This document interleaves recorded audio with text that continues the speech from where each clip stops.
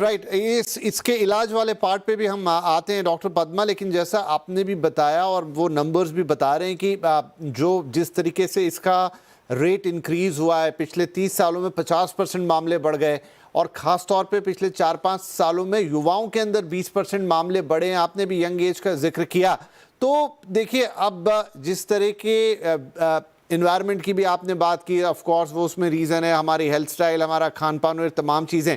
तो क्या कर सकते हैं, जो प्रिवेंशनरी साइड है उसमें हम क्या कर सकते हैं? क्या इसके लिए, जैसे आप दोनों चीज़ें हो सकती हैं, एक तो लाइफस्टाइल वाले साइड पे तो बताएंगे ही, लेकिन हार्ट के लिए तो बहुत सारे चेकअप्स होते हैं और तरह की चीज़ों में बहुत सारे चेकअप्स होते हैं। क्या इसके लिए भी कोई प्रिवेंटरी चेकअप है जहां आपको पता लगे कि आगे चल के आपको ब्रेन स्ट्रोक का खतरा है या हो सकता है?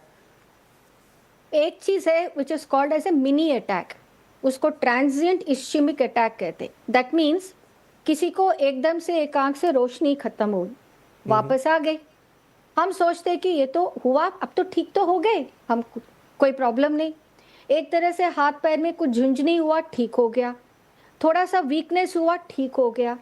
तो जो भी लक्षण हो के ठीक हो जाता है तो हम उसको ना इंदाज नहीं करना चाहिए, because we should be sure that this is a warning. कई बार भगवान ने वार्निंग नहीं देता, अगर ऐसे वार्निंग मिल गई तो उसको डेफिनेटली लेके डॉक्टर के पास जाना होगा कि ये एक मिनी अटैक है, ताकि डेफिनेटली बिगर अटैक को हम रोक सकते। That is one. सेकेंड, अगर घर में किसी को बीपी की शिकायत है, डायबिटीज है, हमको जब तक हमारे पास प्रॉब्लम हो गया जब तक वेट ना करें। 30 साल के बाद एक बार तो जरूरी है कि एक बार अपना ब्लड प्रेशर चेक कर ले, एक बार हमारा ब्लड शुगर वगैरह चेक कर ले। अगर ब्लड प्रेशर की प्रॉब्लम आई और डॉक्टर ने कहा कि ये दवाई ले, दवाई लेने के बाद बीपी ठीक हो गया तो दवाई बंद मत करना। That is the commonest mistake people से, ये तो गर्म दवाई है, इसको अभी तो बीपी ठीक है, कितने दिन लोगे, इसको बंद कर दो। So that creates an issue, because blood pressure is a silent killer, वो हार्ट अटैक हो या ब्रेन अटैक हो। तो जो भी रिस्क फैक्टर अगर हुआ, उसकी जो ड्रग कोई मॉडिफाई करना है, आप डॉक्टर की सलाह से ही करें, अपने आप खुद मत करना। Yes, lifestyle is important, but जहाँ जरूरी है even medicine would be important. Third thing, हमारा जो कहते हैं, अच्छा भाई, स्कूल में हम जाते थे कई साल पहले, कहते थे एक पिज्ज़ा की वो लगाते थे और इस तरफ हम एक कट सेक्शन आर्टरी का देते थे। पिज्ज़ा में, पिज्ज़ा इज राउंड, उसमें जो टमाटर सॉस है रेड रेड रेड, चीज़ है वाइट वाइट वाइट, तो उसकी जो क्रॉस सेक्शन में हम कहते थे ये आर्टरी की क्रॉस सेक्शन है, और अगर खून जम गया तो रेड रेड रेड होगा, और अगर कोलेस्ट्रॉल जम गए तो वाइट वाइट होगा। तो अगर आप यही खाते जाओगे तो आपकी आर्टरी में ये होगा। That was very visually impactful. But the fact is, आप चाइल्डहुड से, फ्रॉम स्कूलिंग अगर ये एजुकेशन शुरू कर दिया, what are the practices, then I think जो बड़ा होते हुए भी ये टिक जाता है। Not that suddenly, so that is something which can start from childhood, आपकी लाइफस्टाइल। थर्ड, हम कॉन्शियसली हमारा नींद, हमारा स्ट्रेस को कम करना पड़ेगा, बिकॉज ये जिंदगी एक रैट रेस हो गया। आप जर्नलिज्म भी, सर आप पता नहीं आप कब सोते हो, है ना?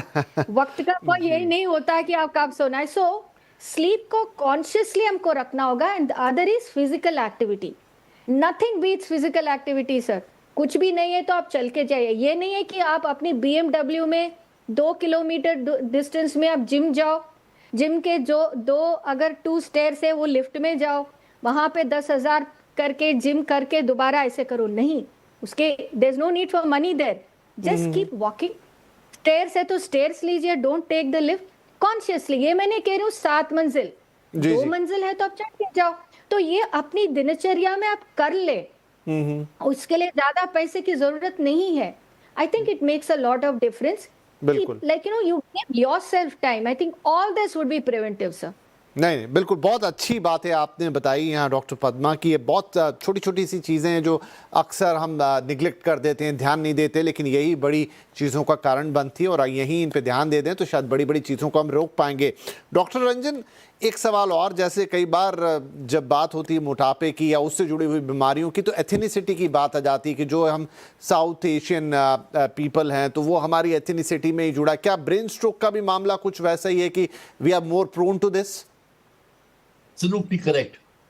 There is a definite problem, and it is well known that the Asian population is much more prone for stroke than the Western population.